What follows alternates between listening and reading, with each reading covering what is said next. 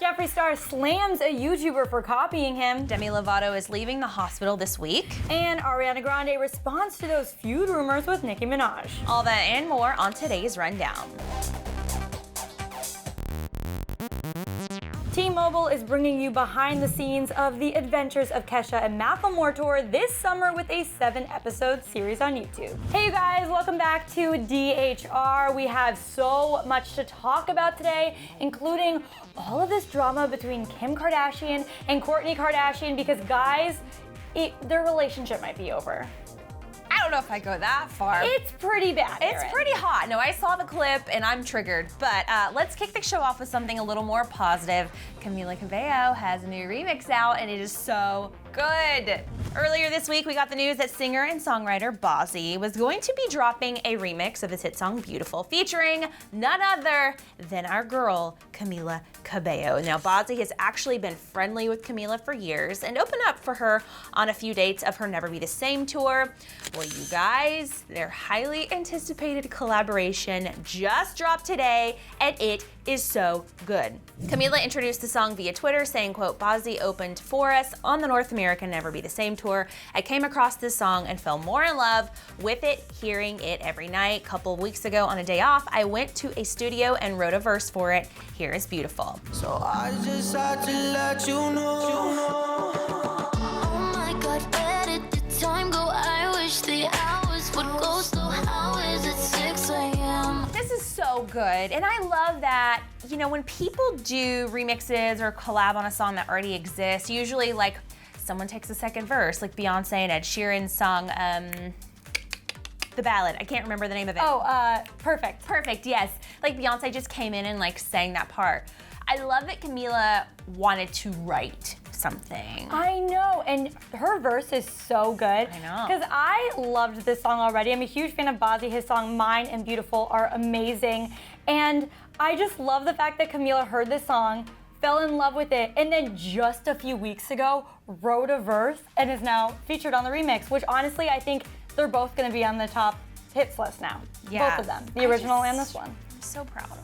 All right, you might have heard that Ariana Grande and Nicki Minaj were apparently feuding over their release dates, but the girls have officially responded to this feud. So if you're a fan of Nicki Minaj, you're most likely aware of the fact that she was planning on releasing her upcoming album, Queen, on August 10th. But unfortunately, due to one particular track, which samples a Tracy Chapman song, the entire album has to be pushed back to allow time for the sample to be approved by legal. So now it's getting dropped on August 17th instead, which, by the way, is the same day as her good friend and our girl, Ariana Grande's album dropping, Sweetener, of course. Naturally, a lot of fans assumed that sharing a release date meant that there was beef between the two girls. However, Ariana just came to Nicki's defense on Twitter explaining that she doesn't even care about her position on the chart. She wrote, Jesus, is this what's going on today? I'ma just stop logging in at all, LMFAO. That's my effing sister. She's clearing a sample. Buy and stream Queen and Sweetener August 17th. Bye.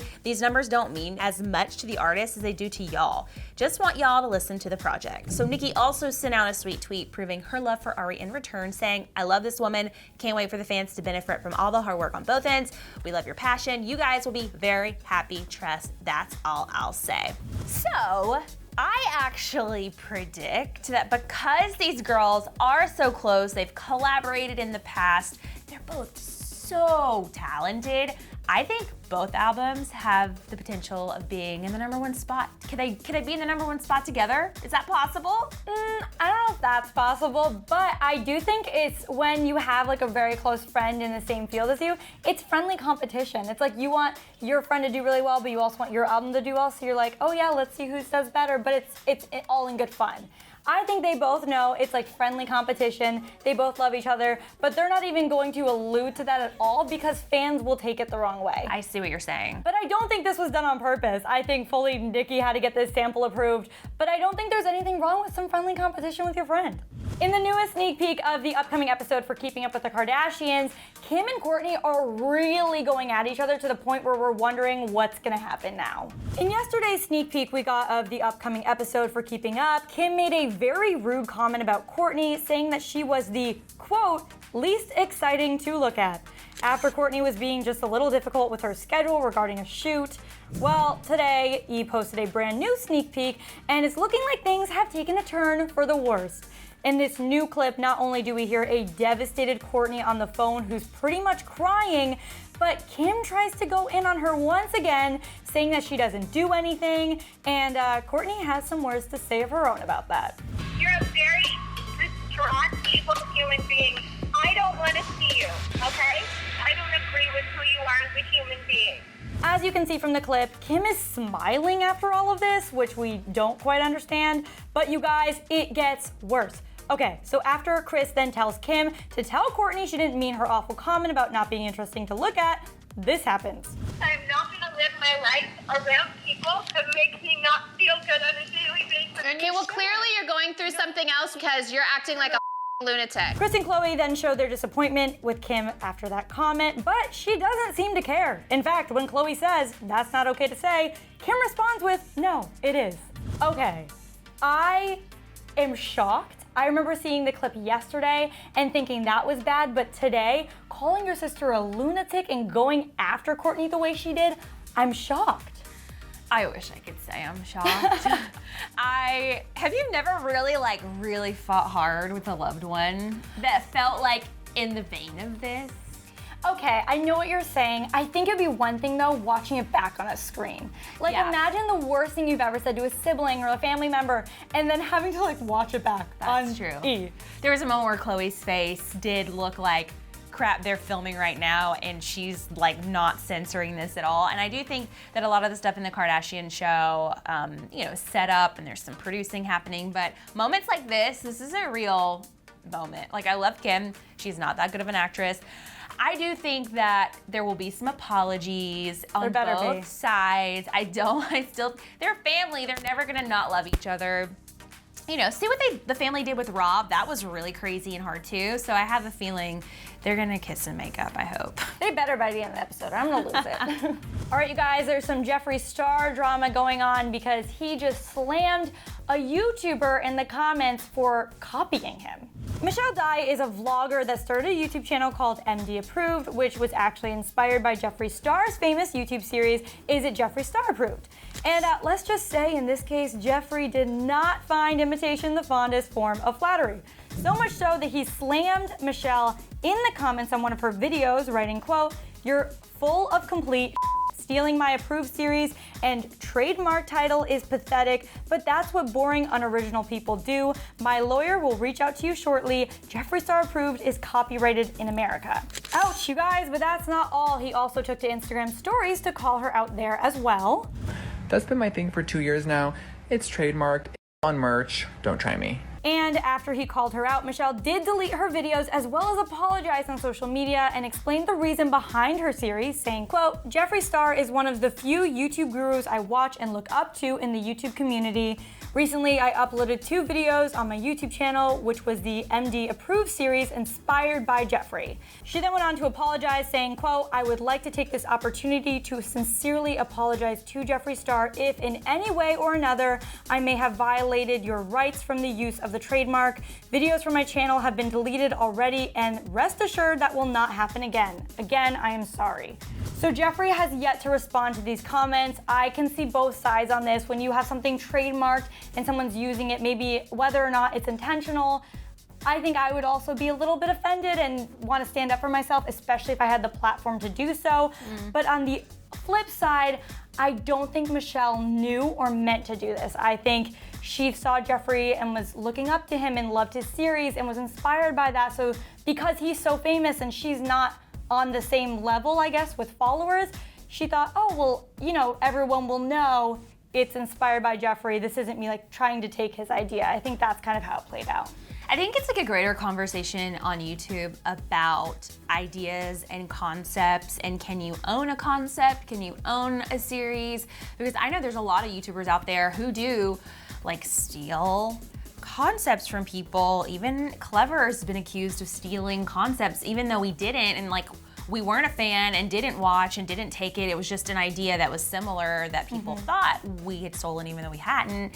It's a gray area. It is so hard to tell what people's intentions are. Did she steal it? Did she not steal it? But the fact that she said, I'm a huge Jeffree Star fan, I watch it, I was inspired by it, it does start to feel like, okay, you were taking a series that he made popular and tried to do it for yourself.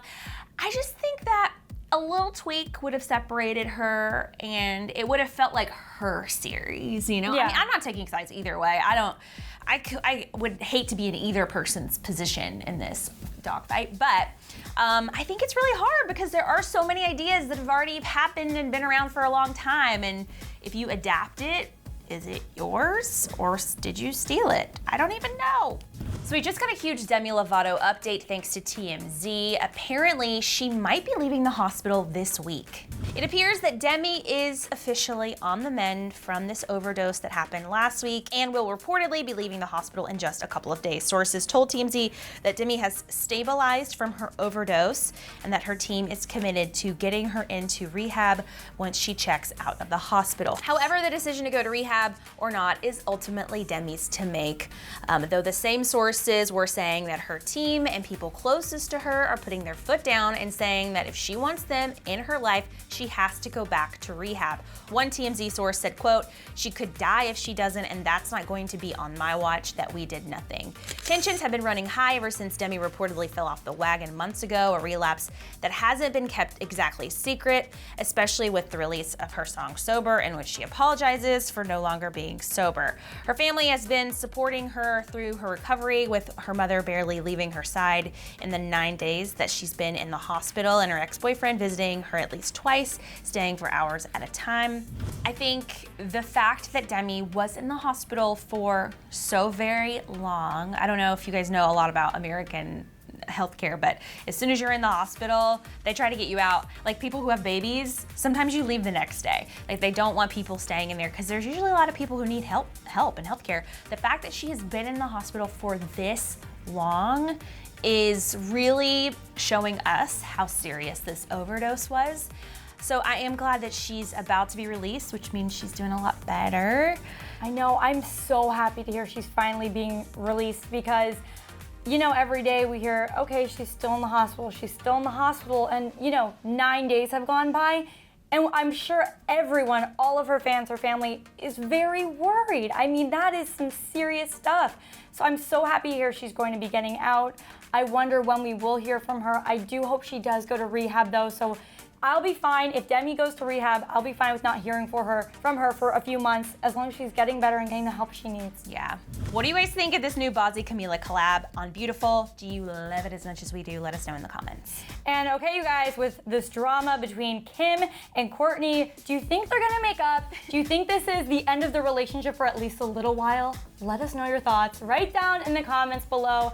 But that's all we have today, so we'll see you guys back here tomorrow. Bye, you guys. Today's episode was brought to you by T-Mobile. Don't miss the first 5 episodes of The Adventures of Kesha and Macklemore on T-Mobile's YouTube channel, and stay tuned for more episodes this summer.